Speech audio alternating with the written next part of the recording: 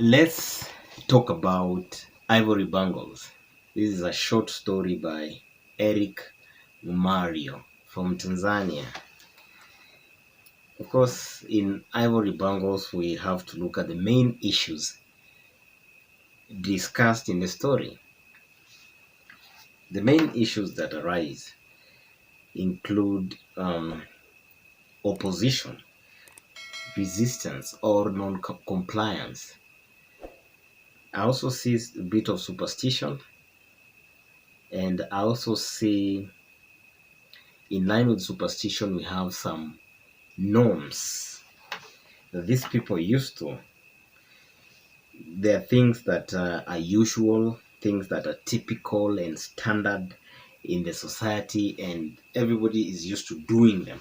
Maybe that is what brings the opposition, going away from the norms or defying the norms. The standard way of living in this community is, I've talked about superstition, and I'm thinking about the old man visiting the seer.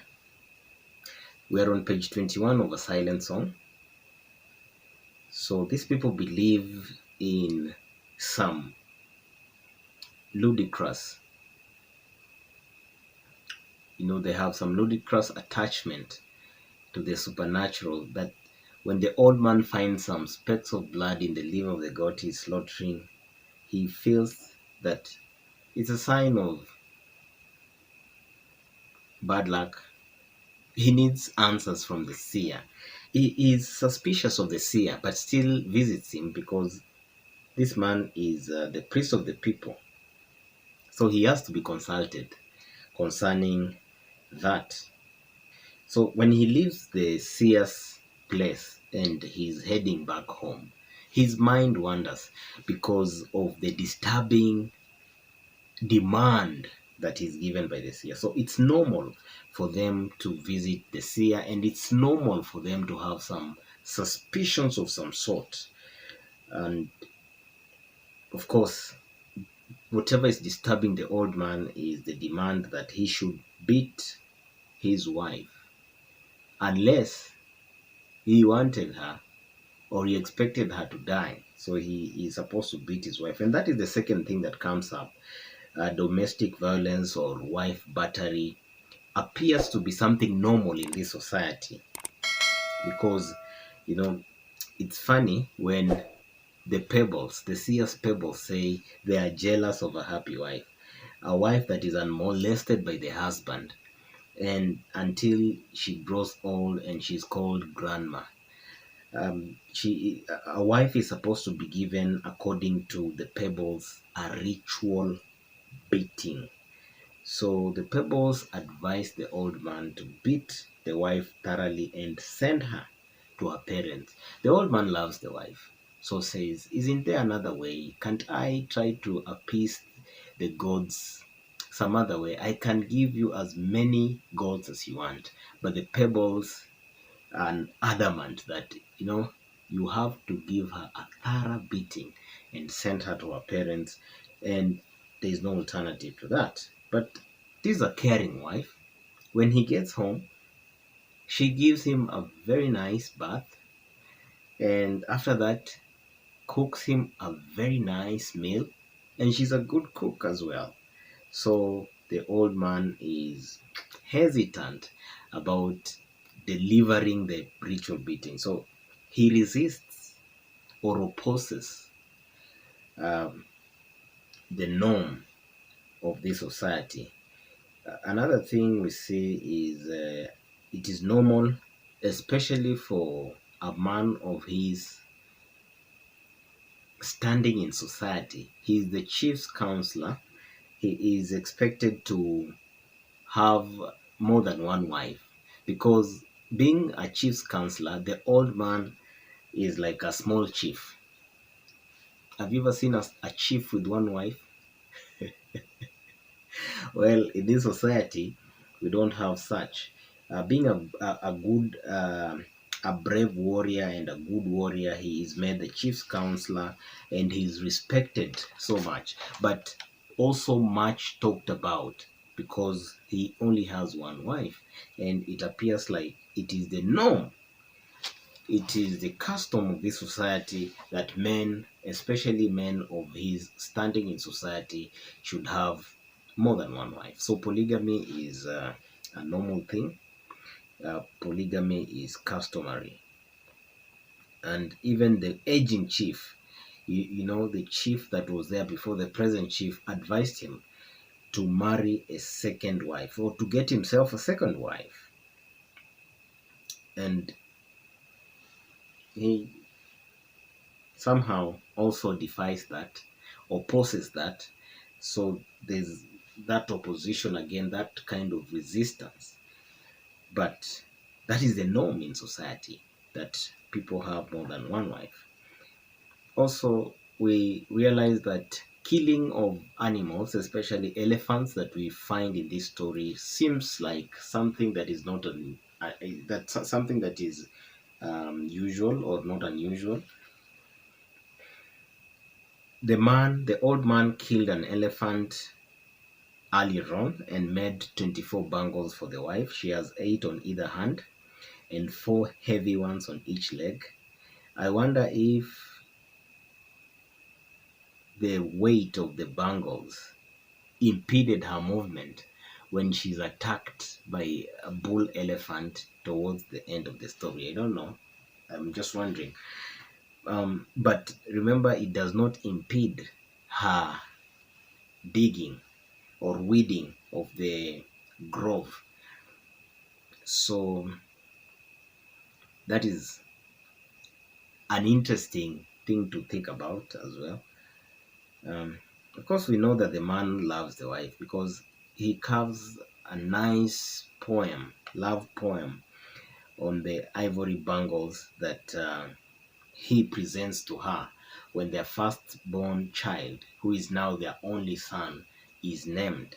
He got the bangles after shooting an elephant with a poisoned arrow. And as is the custom, he takes one of the tasks to the chief. So you can see, killing elephants was something normal in this society because you're even supposed to take one of the tasks to the chief. That is a custom. So I'm assuming that it used to happen a lot. The man talking about the wife battery and the superstition, when he later talks to the wife, say, the spirits want me to give you a ritual beating. The wife says, the seer wants you to beat me, right? The wife is very contemptuous of the seer. The wife really treats the words of the seer with insolence. This same seer wanted to marry her earlier on and had even promised to cast a spell on her. And when they discussed this earlier on with the husband during happier days, they would just laugh about it and say, Toot, he said that, but I still ended up with you. It is a nice thing. But now the old man is angry because of the superstition. He says, is he the one that put the specks in the goat's liver? And he even respects the seer as the mouthpiece of their departed fathers. And it's normal for them to have to be superstitious and to even visit the seer whenever they felt it necessary because he's the mouthpiece of their forefathers. Again, we see the killing of the elephants as something normal.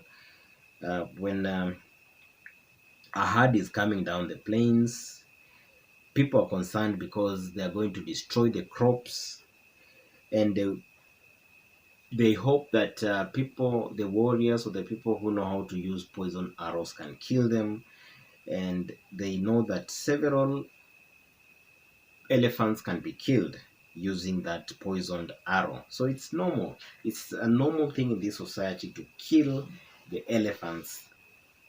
Wife battery. We still go back to the domestic violence or wife beating. And now this woman has a plan to stop, to confuse the spirits, because the seer said she will die if the husband doesn't beat her. So she has a plan to avoid the beating, but also avoid the death. She plans to go to the parents' home weeping. Of course, the parents died now. It's the brother who has stepped in the shoes of the parents. She will tell her people that my husband has beaten me for no reason, and she will stay there until the husband comes for her, and she'll refuse to go, and that would mean the clans would come together, and a fine would be imposed on the irascible or irritable husband, and then they would drink beer of reconciliation, and the spirits would be fooled. So again, we go back to the superstition. She's doing this to fool the spirits. But I'm saying that it is normal for them to beat women, because you can see if there's even a formula to solve such a dispute, that the clan would sit, a fine would be imposed, beer would be taken, and the dispute would be resolved. So it is a normal thing. Wife battery is a normal thing, and there's laid out structures to solve the problem whenever it arose. Now let us look at how the scouts are uh, warning the villagers concerning the elephants. When the old woman goes to the market, she could hear the cries of the scouts.